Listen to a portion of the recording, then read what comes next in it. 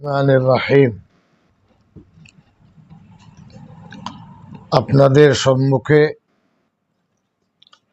আজ দয়ার নবী, প্রিয় নবী সৈয়দনা মুহাম্মদ মুস্তাফা সাল্লাল্লাহু আলাইহি ওয়াসাল্লামের পবিত্র জীবন দর্শন উপলক্ষে কিছু কথা রাখতে চাইছি। রবিউল আউয়াল মাসের 12 তারিখে তার জন্ম। দুনিয়ায় তিনি তশরিফ এনেছেন। এর মধ্যেও ভিন্ন মতামত কিছু আছে, কিন্তু মাসটি হলো রবিউল আউয়াল মাস। আমরা নয়, বরং আমি অত্যন্ত ছোট মাপের মানুষ। নবীজি সাল্লাল্লাহু আলাইহি সাল্লাম তিনি রহমতুল লিল আলামিন, নবীদের তিনি সর্দার, সৈয়দ। আল্লাহ রাব্বুল আলামিন প্রিয় নবীকে খাতেমুন নবিয়্যিন করেছেন। কিয়ামত পর্যন্ত আর কোনো নবী কেউ আসবেন না। একটি বিষয় এখানে প্রথমে ভেবে নেওয়া ভালো, মানুষ মানুষের সাথে কথা বলে সরাসরি, কিন্তু আল্লাহ রাব্বুল আলামিন প্রিয় নবীকে এমন দরজা দিয়েছেন, আমরা সরাসরি তার নামে দরুদ পড়তে পাঠাতে পারবো না। আল্লাহ রাব্বুল আলামিনের কাছে নবীজির নামে দরুদ পাঠাবো, আল্লাহ রাব্বুল আলামিন তার মেহেরবানিতে সেই দরুদ সালাম নবীজির কাছে পাঠাবেন। এটা প্রমাণ করে যে আল্লাহ রাব্বুল আলামিনের কাছে প্রিয় নবীর মর্যাদা, গুরুত্ব, সম্মান এবং তার মহত্তা, মর্যাদা এটা একেবারে অপরিসীম। আল্লাহুম্মা সাল্লি আলা মুহাম্মদ ওয়া আলা আলি মুহাম্মদ কামা সাল্লাইতা আলা ইব্রাহিম ওয়া আলা আলি ইব্রাহিম ইন্নাকা হামিদুম মাজিদ। আল্লাহুম্মা বারিক আলা মুহাম্মদ ওয়া আলা আলি মুহাম্মদ কামা বারাকতা আলা ইব্রাহিম ওয়া আলা আলি ইব্রাহিম ইন্নাকা হামিদুম মাজিদ। নবীজি সাল্লাল্লাহু আলাইহি ওয়াসাল্লাম প্রসঙ্গে কিছু বলতে গেলে আল্লাহ রাব্বুল আলামিন তাকে প্রেরণ করেছেন খোদাবন্দে কুদ্দুসকে, সর্বশক্তিময় আল্লাহকে না চিনলে, না বুঝলে নবীজিকে বোঝা যাবে না। এটা যারা দর্শক শুনছেন, শুনবেন, এটা মাথায় কিন্তু আপনাদের রাখতে হবে। নবীজি সাল্লাল্লাহু আলাইহি সাল্লামকে তার একেবারে আব্বাজান অর্থাৎ হযরত আব্দুল্লাহর বিবাহ থেকে নিয়ে, জন্ম থেকে নিয়ে, মাতৃগর্ভ থেকে নিয়ে, ভূমিষ্ঠ থেকে নিয়ে, তার ছোটবেলা, ছেলেবেলা, তার যৌবনকাল, বাল্যকাল, নবুয়ত, এরপরে একেবারে জীবনের শেষ মুহূর্ত 63 সালের জীবন, সমস্ত কিছুটাই প্রিয় নবীর আল্লাহ রাব্বুল আলামিনের তত্ত্বাবধানে ফেরেশতারা তাকে ঘিরে রেখেছিলেন। এটা ভালো করে উপলব্ধি না করলে নবীজিকে চেনা যাবে না। নবীজি সাল্লাল্লাহু আলাইহি সাল্লাম মানুষ হিসাবে খুবই সুন্দর ছিলেন, অত্যাধিক সুন্দর। মা আয়েশা বলতেন, আমার ঘরে যখন প্রিয় নবী আসতেন আমার ঘরটা আলোকময় হয়ে যেত, অন্ধকার ঘরে থাকতো না।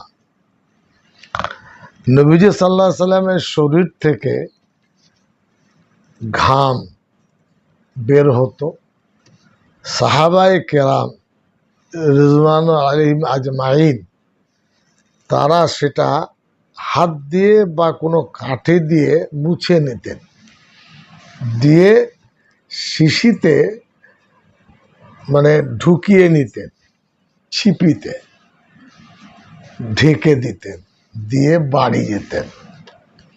বাড়িতে যখন খুলতেন তো পুরো পাড়া প্রতিবেশীর কাছে নবীজি সাল্লাল্লাহু আলাইহি সাল্লামের ঘামের সুগন্ধ আতর এবং মুশকে আম্বারের থেকেও সুগন্ধ ছিল।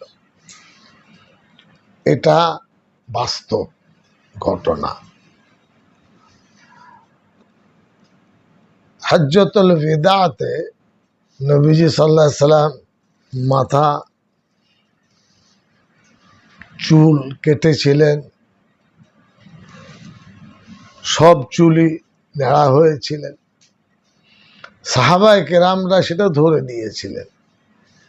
এখনো যেখানে যেখানে সেটা আছে, যেমন কাশ্মীরে হজরত বাল মসজিদ আছে, আমি সেখানে নামাজ পড়েছি। 27শে রমজান তারা সেটা খুলেন। ওই কাঁচের যে পাত্র, ছিপি খোলার পরে সেই আপনার নবীজি সাল্লাল্লাহু আলাইহি সাল্লামের সর মুবারকের যে চুল বেরিয়ে আসে, মানুষকে দেখায়। নবীজি সাল্লাল্লাহু আলাইহি সাল্লামের 4 বার শাক্কা সাদর, বুকের অপারেশন হয়েছে। আজকালকার পরিভাষায় বলতে গেলে ওপেন হার্ট সার্জারি, এই ধরনের আর কি। জিবরাইল আমিন 6 বছর বয়স যখন ছিল, নবীজি দুধ ভাইয়ের সাথে খেলা করছিলেন। জিবরাইল আমিন আলাইহিস সালাতু ওয়াস সালাম চিৎ করে শুয়ে দিয়ে বুকটা চিরে ধুয়ে আবার রেখে দিয়ে চলে গেলেন। দুধ ভাই কাঁদতে কাঁদতে মাকে বললেন, মা, আমার দুধ ভাইয়ের কেউ এসে শুয়ে কি বুকটুক চেরাই করলো। হযরতে হালিমা সাদিয়া রাদিয়াল্লাহু আনহা এসে নবীজিকে দেখলেন, একটু ক্লান্ত, একটু ঘাবড়ে গেছেন, আদর করলেন। এইভাবে 4 বার। যখন মেরাজে যান তখনও হয়েছিল। দিলের মধ্যে, অন্তরের মধ্যে জমাট বাঁধা সামান্য রক্ত জিবরাইল আমিন সেটাকে ধুয়ে দিয়েছিলেন বরফের পানি দিয়ে বা জমজমে। তারপরে সেটা সেলাই করার মতন টাকা দিয়েছিলেন। সাহাবায়ে কেরামরা বলতেন যে নবীজি সাল্লাল্লাহু আলাইহি সাল্লামকে যখন আমরা দেখতাম খালি অবস্থায়, তো মনে হতো কেউ যেন সেলাই করে দিয়েছে। এটা কোনো নবীদের ক্ষেত্রে হয়নি, একমাত্র প্রিয় নবীর ক্ষেত্রে। নবীজি সাল্লাল্লাহু আলাইহি সাল্লাম মহান এবং সত্যবাদী ছিলেন। সত্যবাদী ছাড়া নবী হওয়া যায় না, মিথ্যাবাদীরা কোনোদিন নবী হয় না। এই মুর্শিদাবাদ সহ কিছু জায়গায় কাদিয়ানি বলে যে সমাজ আছে, তারা গোলাম মোহাম্মদকে মানে ডাহা ডাহা মিথ্যাবাদী নবীর দাবি করেছে। লন্ডনে তাদের অফিস, মুসলমানরা তাদের হাতে বেঈমান হচ্ছে। বছরে একবার তারা উরুস করতে যায়, জাহান্নামের আগুন ছাড়া কোনো ঠাঁই তাদের হবে না। এই কারণে নবীজি সাল্লাল্লাহু আলাইহি সাল্লাম জীবনে কোনো দিন মিথ্যা কথা বলেননি। নবীজি সাল্লাল্লাহু আলাইহি সাল্লামের বাল্যকাল না বলে যে কথা আমি বলতে চাই, খুব মিষ্টি মুখ ছিল তার কথার মধ্যে। মানুষ সাহাবায়ে কেরাম যারা কথা বলতেন, এমন আকৃষ্ট হতেন, একটা মনে প্রভাব নিয়ে যেতেন। যার দিকে তাকিয়ে কথা বলতেন অন্য দিকে তাকাতেন না। কেউ কথা বলতে চাইলে একবারে দৃষ্টি দিয়ে সেই ব্যক্তি বা সাহাবী রাদিয়াল্লাহু আনহুর সাথে সরাসরি কথা বলতেন। আজকে মানুষ কথা বলে অন্যমনস্ক হয়ে যায়, 3-4 জনের সাথে কথা, মোবাইলের সাথে কথা, কথা বলতে বলতে আর এক কথা। নবীজি সাল্লাল্লাহু আলাইহি সাল্লাম শিক্ষা দিয়েছেন, তুমি যার সাথে কথা বলবে সেই কথাটি তার সাথেই বলবে। এটা তার পবিত্র শিক্ষা আর কি। নবীজি সাল্লাল্লাহু আলাইহি সাল্লামের গুণগত মান বলে শেষ করা যাবে না। আমরা অধম, গুনাহগার, এতে কোনো সন্দেহ নেই। নবীজি সাল্লাল্লাহু আলাইহি সাল্লামের পবিত্রতা বলার মতন মুখ আমাদের নেই, কিন্তু বলতে হচ্ছে কেন? তিনি আমাদের দয়ার নবী, লা ইলাহা ইল্লাল্লাহ মুহাম্মাদুর রাসূলুল্লাহ, তার প্রতি আমাদের ঈমান আছে। এই টানে আমরা বলছি,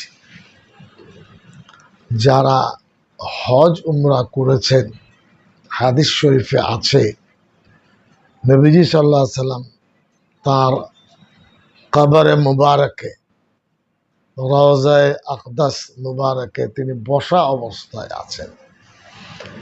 যারা সেখানে আসসালাতু ওয়াসসালামু আলাইকা ইয়া রাসূলাল্লাহ, ইয়া হাবিবাল্লাহ, ইয়া খায়রা খালকিল্লাহ, ইয়া নবী আল্লাহ বলে নবীজি সাল্লাল্লাহু আলাইহি সাল্লাম সকানে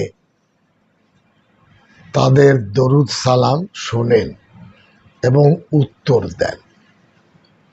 সৌভাগ্যবান ব্যক্তি যারা মদিনা তাইয়্যিবায় নবীজি সাল্লাল্লাহু আলাইহি ওয়াসাল্লাম রওজায়ে আকদাসে জিয়ারত করেছে, দরুদ সালাম পৌঁছেছে।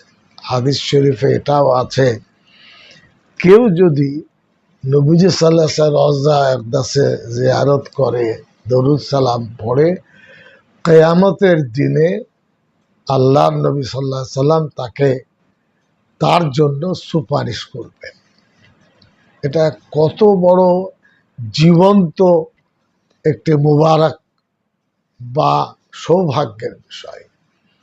যারা হজ উমরা করেছেন তাদের জন্য এটা কিয়ামতের দিনে আল্লাহকে বলবেন, ওগো পরওয়ারদিগারে আলম, অমুক ব্যক্তি অমুক নাম আমার কবরে মুবারকে রওজায় এসে দরুদ সালাম পড়েছে, আমি শুনেছি। এখনো যারা হজ উমরা করেননি, যাদের তৌফিক হয়নি, আল্লাহ দিয়েছেন, সেখানে করুন। নবী পাক সাল্লাল্লাহু আলাইহি সাল্লামকে আল্লাহ পাঠিয়েছিলেন কেন, এবং সেই প্রসঙ্গে আমি আসতে চাইছি। আল্লাহ ওয়াহদাহু লা শারীকা লাহ, তার কোনো অংশীদার নেই। আল্লাহ রাব্বুল আলামিন দেখতে কেমন যদি কেউ প্রশ্ন করে, তো কোরআনে মজিদে আছে আল্লাহু নূরুস সামাওয়াতি ওয়াল আরদ, এই জগৎ এবং আকাশের মধ্যে যে নূর এবং জ্যোতির্ময় অবস্থা, এটাকে তুমি উপলব্ধি করলে আল্লাহ রব্বুল আলামিনের সৃষ্টি জগৎকে তুমি বুঝতে পারবে। কেউ যদি বলে লাইটটা কেমন, তো বাল্ব বা টিউব না দেখে লাইটের মধ্যে আলো দেওয়ার যে শক্তি, তার দ্বারাই প্রমাণিত হবে যেটা লাইটের শক্তি। আল্লাহ রাব্বুল আলামিন তার গুণগান করে শেষ করা যাবে না। 99টি তার পবিত্র নাম কোরআনে কারীম আছে, ওয়ালিল্লাহি আসমাউল হুসনা, পবিত্র নাম কেউ যদি পড়ে দোয়া করে আল্লাহ তার দোয়াকে কবুল করেন। নবীজি সাল্লাল্লাহু আলাইহি সাল্লামের গুণবাচক নাম 100টি। সেই নামের সঙ্গে মিলিয়ে যদি কেউ নাম রাখে তো তার ভাগ্য। এখন তো নামের এমন অঙ্ক, না আরবি, না উর্দু, না বাংলা, কিচ্ছু বোঝা যায় না। কিয়ামতের দিনে নিজের নাম আর বাপের নাম, আব্বার নাম দিয়ে ফিরিস্তারা ডাকবেন। তো পিতামাতা যারা ছেলে মেয়ের নাম রাখবেন, এমন নাম রাখুন